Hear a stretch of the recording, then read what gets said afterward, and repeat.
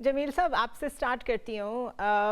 اگر پورے اس سال پہ نظر ڈالیں بلکہ 2023 سے اگر سٹارٹ کر لیں تو ایک بڑا ڈس آرڈرلی ورلڈ ہمارے سامنے آیا ہے اور ایک ڈس بلیف ہے بیکاز جو کچھ ہو رہا ہے when it comes to humanity the human rights, بچوں کی ڈیتھس، بزرگوں کی ڈیتھس، ربل بن گیا ہے. غازہ کی اگر ہم بات کریں ایک طرف یہ ایسپیکٹ ہے، سیریا تک سب کچھ پہنچ گیا ہے، فال آؤٹ ابھی ڈسکس کریں گے کہاں تک جاتا ہے. Before we get to that ان ساری چیزوں کا ایک امپیکٹ جو پاکستان پہ آ رہا ہے وہ میں آپ سے سمجھنا چاہوں گی، آپ اس کو کیسے دیکھتے ہیں؟ بیکاز ہوا یہ لوکل پالیٹکس اور انٹرنیشنل چیزیں مکس ہو گئی ہیں. پہلے تو P T I was very happy کہ ٹرمپ ایڈمنسٹریشن آئے گی اور ہمیں کچھ سپورٹ ملے گی، وہ ایک بڑا آئسولیٹڈ سا ان کا ایک مائنڈ سیٹ تھا. پھر اس کے فوراً بعد یہ جو سینکشنز کا مسئلہ کھڑا ہوا بیلسٹک میزائلز کو لے کے، اور اس میں یو ایس کا یہ کہنا کہ ہماری ڈیٹرنس جو ہے وہ صرف انڈیا اسپیسیفک نہیں ہے، وہ تو امریکہ کے لیے ہے. اینڈ وی آل نو کہ وہ جب یہ کہہ رہے ہیں کہ یو ایس کے لیے ہے تو وہ کل کو یہ بھی کہیں گے کہ وہ اسرائیل کے لیے ہے. ناؤ دس از ویری وریسم. How do you look at it? نے کافی ساری چیزوں کو ایک ساتھ سمو کر سوال کر لیا ہے. میری کوشش ہوگی کہ چند چند لمحات میں آپ کو جواب دیتا جاؤں. پہلے ٹیک تو یور یہ ہے ٹائم. کہ دنیا کے تغیرات بڑی تیزی سے تبدیل ہوئے ہیں 2024 میں. 2024 میں جو ہر معاملات مخدوش ہوئے ہیں جیو پولیٹیکل لینڈسکیپ پر، وہ مخدوشیت تو اپنی جگہ پر اس کا اثر پوری دنیا پر پڑ رہا ہے، چاہے وہ مڈل ایسٹ جہاں کے بڑی انسانیت سوز قسم کے جرائم ہو رہے ہیں. اور یہ میں نہیں کہہ رہا، یہ آئی سی سی یعنی انٹرنیشنل کرمنل کورٹ ثبوت کے ساتھ یہ بات کر رہا ہے. جینوسائیڈ کی بات نہ صرف بات ہو رہی ہے بلکہ اب تو 50,000 تک لوگوں کی جاں بحق ہونے کی اور شہادت کی ہمیں خبریں آ رہی ہیں. ایبسلیٹلی. جو آج ہاں تو یہ اس سے زیادہ اور 134 کلومیٹر کے اسکوائر کلومیٹر کے ایریے میں کوئی 85,000 کے قریب جو ہے وہ آرمز ایمونیشن اور کوئی 85-100 ٹن جو ہے اس میں بم برسائے جائیں تو اس سے 134 اسکوائر کلومیٹر کے ایریے میں آپ اندازہ کریں کہ کیا بربریت ہوئی ہوگی. اور وہاں تو اب کھنڈرات بن گیا ہے. ایک تو یہ دیکھ لیں. دوسرا یہ ہے کہ یوکرین کے معاملات جہاں کی پوری سپلائی چین جو ہے وہ افیکٹ ہوئی ہے، جس کی وجہ سے نہ صرف دنیا میں ایک ٹینشن تو اپنی جگہ پر بڑھی ہے، لیکن دنیا جیو پولیٹیکل کا جو ایک منظرنامہ ہے اس کا ڈائریکٹ اثر جیو اکنامکس پر پڑ رہا ہے. اور اس جیو اکنامکس کی وجہ سے ظاہر ہے، آپ نے پاکستان کا بھی سوال کیا، میں آ رہا ہوں. اس وقت دنیا ایک دوسرے سے جڑی ہوئی ہے، اس کو گلوبل ولیج جس کو ہم کہتے ہیں، اور اس کی وجہ سے دنیا کے کسی خطے میں کوئی بھی ایسے کانفلکٹ رونما ہو رہی ہو تو دوسرے خطے میں اس کا اثر پڑتا ہے. تو اب تیسری چیز اس میں سونے پر سہاگا یہ ہے کہ وہ جو انہینس کمپٹیشن 24 میں تھا وہ آگے جا کے بھی بڑھتا ہوا نظر آ رہا ہے. دو بڑی طاقتور ٹرو. پاورز یعنی کہ چائنا اور یو ایس. امریکہ کے درمیان. تو ان ساروں کو اگر آپ ان سارے اس منظرنامے کو ذہن میں رکھ لیں تو ہمیں اندازہ ہوتا ہے کہ آگے 2024 ہمارا کیسا گزرا، اور اس میں جس حساب سے جو کانفلکٹ اور جو جس لحاظ سے شدت اور حدت بڑھی ہے دنیا میں، اس کا آگے جا کے کیا نکاح. آپ نے اگلی بات کی کہ ایک پارٹی ہماری پاکستان کی، ہم صرف ہماری لوگ نہیں بلکہ ہمارے ملک کے لوگ نہیں بلکہ یورپ میں بھی ایک کھلبلی سی مچی ہوئی ہے. ہمارے لوگ تو خوش ہو رہے تھے کہ ایک بہت بڑے ملک کے بہت بڑے سربراہ ٹرمپ صاحب اب 21 جنوری سے آ رہے ہیں، اپنے دوبارہ ازیوم کر رہے ہیں پاور. تو اس میں لوگوں کو جس طرح ہم بڑی جلدی خوش فہمی میں مبتلا ہو جاتے ہیں، وہ ہم نہ صرف یہاں بلکہ آپ یورپ میں دیکھیں وہاں کوئی خوش فہمی نہیں ہے. وہاں ایک تذبذب ہے، وہاں ایک اضطراب ہے کہ ہماری فنڈنگ کا کیا بنے گا، نیٹو کا کیا بنے گا، ہمارے پریشان ہیں وہ ڈیفنس لوگ. کا کیا بنے گا.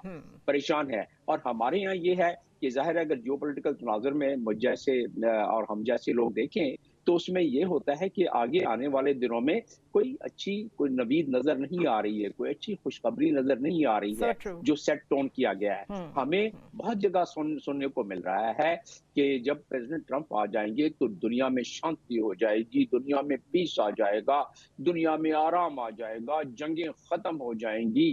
تو یہ تمام چیزیں آ رہی ہیں، ایسا ہوتا نظر نہیں آ رہا ہے، اس لیے رائٹ. کہ یوکرین کی حد تک مدھم ہو سکتی ہے بات، یوکرین کی حد تک کافی حد تک معاملات بہتر ہو سکتے ہیں، ہوں. مڈل ایسٹ میں مجھے مزید مڈل ایسٹ میں ایک ٹینشن سی نظر آ رہی ہے، اور اب تو ایسکلیشن خیر رادر. سونے پہ سہاگا آخری دنوں میں یہ جو سیریا میں ایک نئی حکومت آئی ہے، ہوں. اس پہ ہم بحث کر چکے ہیں کہ بشار الاسد کی جب ٹاپل ہوا تو اس کے کیا وجوہات تھے، تو وہ اپنی جگہ پر، لیکن اس کا خطے پر یقیناً ایک اور اثر پڑے گا، مزید فریگمنٹیشن بڑھے گی ہوں. پورے خطے میں، مزید اس کے دوسرے ممالک انوالو ہوں گے، پین عربزم کا اس میں اضافہ ہونا شروع ہو جائے گا، تو ایک تھرتھری سی مچنی شروع ہو جائے گی۔ اب رائٹ. ان تمام کا اثر آپ نے پوچھا کہ پاکستان پر کیا ہوگا، ہوں. دیکھیں پاکستان ظاہر ہے بہت پراکسیمٹی میں ہے، نزدیک ہے ان تمام کانفلکٹ ایریا سے، ان تمام ایریا سے جہاں کے اس وقت سخت کانفلکٹ ہے، اور ہوں. ساتھ میں آنے والے دنوں میں جنگ میں تبدیل ہو سکتا ہے۔ ابھی میں نے ذکر نہیں کیا آپ سے ایران کے حوالے سے، جس کی اس پہ تیاری بھی پوری آتے ہیں ہوئی ہے۔ امبیسڈر جمیل، اس پہ بھی آتے ہیں. جوہر صاحب آپ کو بھی انوالو کروں گی ڈسکشن میں. بڑا اچھا سارا منظرنامہ امبیسڈر جمیل نے ہمارے سامنے پیش کیا.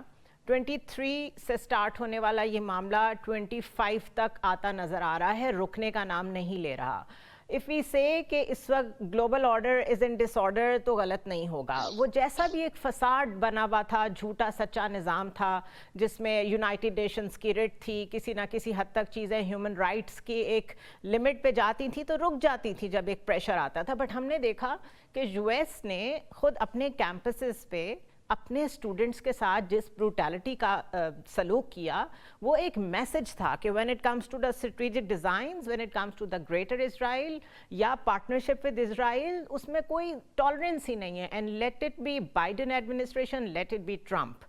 سب مشیگن کے اسپیشلی جو لوگ ہیں وہ کہتے ہیں کہ ہم نے عرب امریکنز وہاں سب سے زیادہ ہیں، وہ کہتے ہیں ہم نے ٹرمپ کو اس ہوپ میں ووٹ دیا ہے کہ شاید وہ جنگیں رکوائیں گے. لیکن جس طرح امبیسڈر جمیل کہہ رہے ہیں وہ یوکرین کی جنگ تو شاید رکوا لیں، when it comes to Israel تو وہ ایک اسٹیٹ پالیسی ہے، دیٹس ناٹ گونا چینج. آپ اس سے ایگری کرتے ہیں؟ جی ایک تو اچھا بالکل اچھا احاطہ کیا جمیل صاحب نے اس کا جو انٹرنیشنل سچویشن ہے. دیکھیں کچھ کانفلکٹس تو ہمیشہ چل رہے ہوتے ہیں، ظاہر ہے اتنی بڑی دنیا ہے اور اس میں یہ کوئی ایسی وہ نہیں ہے کہ ہمیشہ ہر وقت ہارمنی اور پیس ہوتا ہے.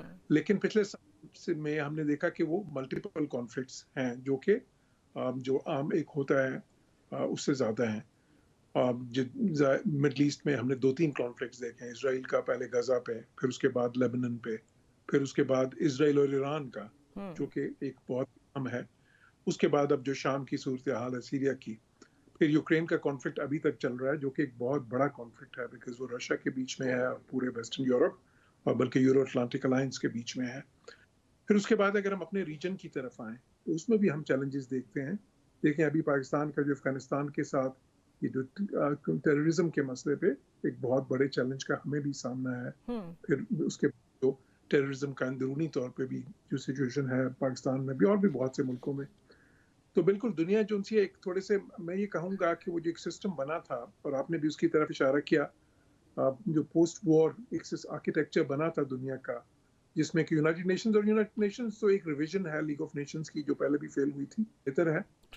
اور جو آئی سی سی اور آئی سی جے اور یہ سارے جو اس کے آرکیٹیکچر ایک بنا دنیا کا جسے انٹرنیشنل ڈسپینسیشن کہتے ہیں، اس کے اوپر بہت زیادہ بوجھ پڑا ہے پچھلے سال. اور اس بوجھ پڑنے سے ہم نے یہ دیکھا کہ اس بوجھ کو وہ برداشت نہیں کر سکا. آپ نے یہ بات کی کہ جو ہیومن رائٹس تھے یا باقی جو کانفلکٹس بھی ہوتے تھے وہ کہیں نہ کہیں کسی نہج پہ اگر کنٹرول نہیں ہوتے تھے تو کم از کم ایک ٹھہراؤ آ جاتا تھا یا اس سے آگے نہیں بڑھتے تھے. پر پچھلے سال وہ انسٹیٹیوشنز جو ہیں یونائٹڈ نیشنز میں ہم نے دیکھا یو این جی اے میں کتنے ریزولوشنز پاس ہوئے، یونائٹڈ نیشن سیکورٹی کاؤنسل میں کتنے ریزولوشنز پاس ہوئے جو کہ کم ہوتے ہیں بہت. امریکہ نے 7 بار ویٹو کیا، اس کے باوجود ریزولوشنز اسرائیل کے خلاف پاس ہوئے. آئی سی جے میں رولنگ آئی اسرائیل کے خلاف جو کہ اگین بہت ہی ایک ریئر چیز ہے. ایون وارنٹس نکالے گئے نتن کے بٹ ٹو نو اویل. بالکل اس کے باوجود دیکھیں وہ رکا نہیں. پھر آپ نے یہ بالکل بجا کہا کہ جو ایک اتنا زیادہ پریشر اور یہ بھی بہت ہم نے کم دیکھا، پچھلی کتنی دہائیوں میں دنیا متحد نہیں ہوئی تھی اس طرح سے اسرائیل کے خلاف جو انٹرنیشنل پبلک اوپینین ہے. ہم نے دیکھا برازیل سے لے کے یورپ سے اب چلیں تو جاپان تک، ہر ملک دنیا کا لٹرلی جو ہے، اور عوام نے تو خیر دکھایا، ہنڈریڈز آف تھاؤزنڈس کے ڈیمونسٹریشنز ہوئے یورپ میں بھی، امریکہ کے کیمپسز میں بھی، ہر جگہ پہ پوری دنیا میں. اس کے ساتھ ہی ساتھ حکومتوں کا بھی رویہ بدلا. دیکھیں بہت سے یورپین ملکوں نے ریکگنائز کر لیا پیلسٹائن کو ان کی مرضی کے خلاف. اسرائیل اور امریکہ، بہت ساری یورپین کنٹریز نے، مطلب عرب کنٹریز سے زیادہ رسپانس جو ہے وہ یورپ کی طرف سے آیا. ایگزیکٹلی. لیکن اس سب کے باوجود بالکل ہم نے یہ بھی پھر یہ بھی دیکھا کہ امریکن الیکشن جو تھے، جس میں کہ یہ ایک بہت اہم نقطہ بن گیا جو وہاں پہ ہو رہا تھا، اور بہت سے جو ہے ظاہر ہے جو اینالسٹ ہیں وہ تو یہ کہتے ہیں، بھی کہتا رہا کہ وہ جو الیکشن ہاری ہے ڈیموکریٹ پارٹی، اس کا ایک شامل ہے ایلیمنٹ اس چیز کا بھی کہ وہ جو ناراض تھے سارے عرب امریکنز اور مسلم امریکنز اور جو ینگ تھے وہاں کے اور جو خواتین تھیں امریکہ کی، تو اس کی وجہ سے بھی یہ سارا فرق پڑا. تو اس کے باوجود یہ سب کچھ ہو گیا، لیکن پھر بھی دیکھیں کہ وہ کانفلکٹ وہاں پہ جاری ہے. لیکن میرا یہ خیال ہے کہ جو اگلا سال اب یہ جو انشاءاللہ آئے گا، اس میں ایک تو خیر یوکرین والا مسئلہ جو ہے وہ رشیا کی ٹرمز پہ کہیں سیٹل ہو جائے گا موسٹ پرابلی. اسی طرح جو یہ ہے یہاں پہ سیز فائر میرے خیال میں ہو جائے گی، لیکن وہ زیادہ اسرائیل کی ٹرمز پہ ہوگی. اور یہ آپ سب دیکھیں گے کہ جو ریپبلکنز ہیں وہ ڈیموکریٹ سے بھی زیادہ ایک پرو اسرائیل پالیسی رکھیں گے.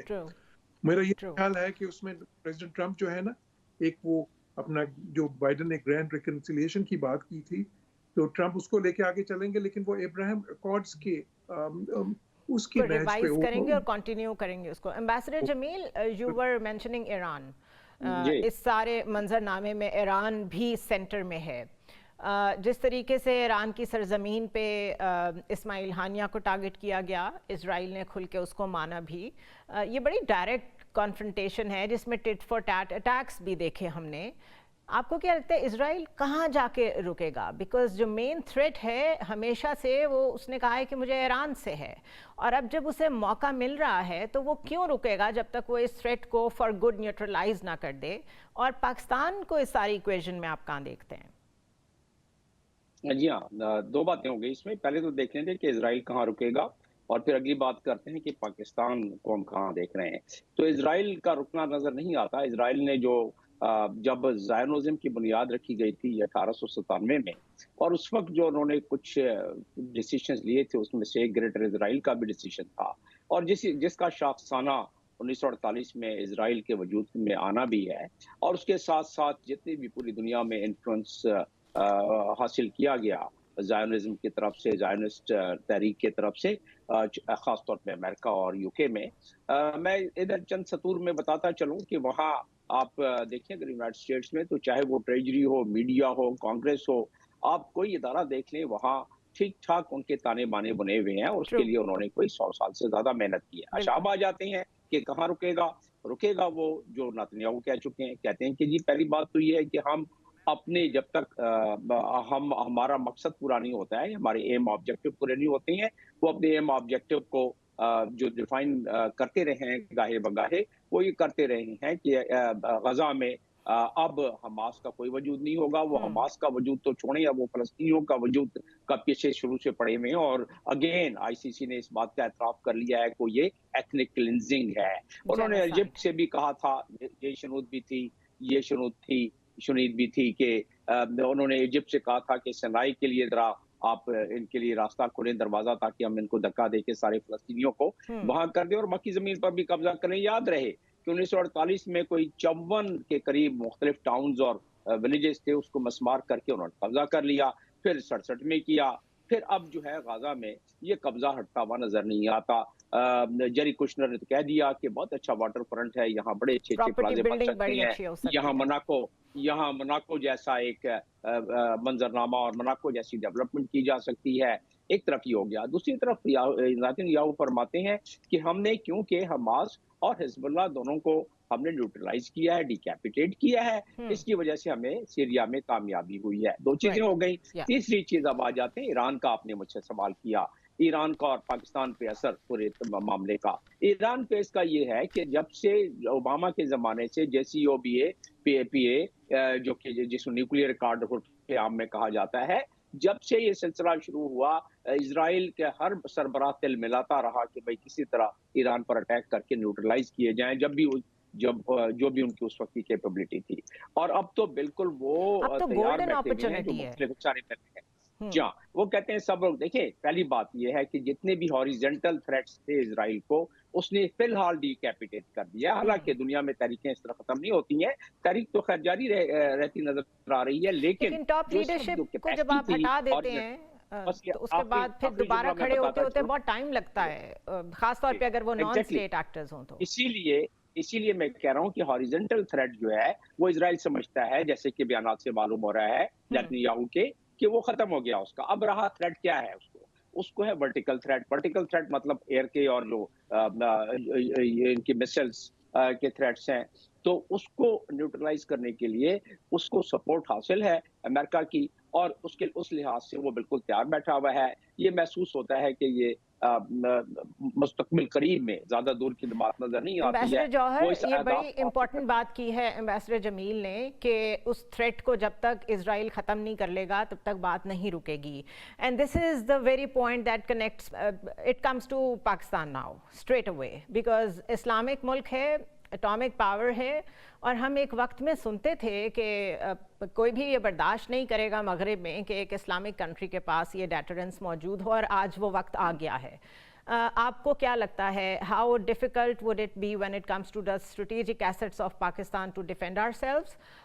दूसरा, अगर अब्राहम अकॉर्ड्स आगे बढ़ रहे हैं, उसमें अरब कंट्रीज़ के ऊपर ये प्रेशर आएगा, normalisation of relationship with Israel, किसी स्टेज पे वो पाकिस्तान पे भी आ सकता है? देखिए, बिल्कुल ये अहम सवाल है। तो जो पहला सवाल है उसमें जो इजराइल है, तो देखें जब ईरान पे, तो क्योंकि ईरान की पॉलिसी ऐसी है ना, ओपनली वो इजराइल के खिलाफ हैं, एंटी, और जो उनसे हमेशा से वो, और फिर वो सारी तंजीमें जो उनसी हैं, जिस तरह हिजबुल्लाह है या हमास है या हौतीस हैं, उनको वो सपोर्ट करते रहे हैं, जिसमें से कुछ तंजीमों को इजराइल अपने खिलाफ मुखालिफ तस्वुर करता है। तो उनकी एक डायरेक्ट कॉन्फ्रंटेशन थी। पाकिस्तान और इसराइल की उस तरह से नहीं है, लेकिन उसके बावजूद ये बात हमेशा से है कि इजराइल ये समझता है कि किसी भी इस्लामी मुल्क के लिए का न्यूक्लियर पावर होना जो है वो उनके लॉन्ग टर्म इंटरेस्ट में नहीं है।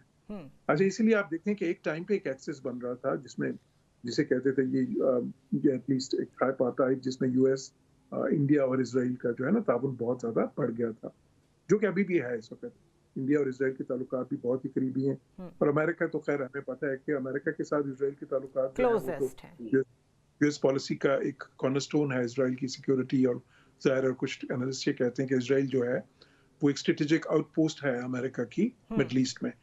तो वो बिल्कुल है। तो उस सेंस में अब तो देखें, इसमें जाहिर है अमेरिकन का भी एक आया है। तो ये जो मिसाइल प्रोग्राम्स होते हैं उसको वेस्ट में इन जनरल और इजरायलीज इन पर्टिकुलर वो उसको अपने लिए बहुत बड़ा थ्रेट समझते हैं। जिस तरह ये जमील साहब ने बात की वर्टिकल थ्रेट, तो उसको खैर आप वर्टिकल कह रहे हैं या जो भी, और उसको आप नाम दे दें। द पॉइंट इज कि वो जो है उसको एक वो सीरियस ले, बिकॉज उसको वो स्ट्रेटेजिक थ्रेट एक समझते हैं, तो उसको वो सीरियसली तो लेते हैं। तो वो अपनी जगह पे है, लेकिन साथ ही साथ ये भी है कि पाकिस्तान ने कभी भी उस तरह से ओपनली इजराइल के साथ कोई ऐसी महाजराई नहीं की जो कि ईरान के साथ उनकी दहाइयों से चल रही है। और कभी भी कोई स्टेज नहीं आई जहाँ पे ये लगे कि कोई दोनों मुल्कों के इंटरेस्ट कोई डायरेक्टली मुतसादम है, जो कि इजराइल और ईरान के मुतसादम थे, बिकॉज वो उस रीजन में, मिडल ईस्ट रीजन में इन्फ्लुएंस के लिए एक दूसरे से वाय कर रहे थे। अब आपका जो दूसरा पॉइंट था वो मैं रिकॉल कर रहा हूँ, वो क्या था? This is what I wanted to ask, that should we worry about all this?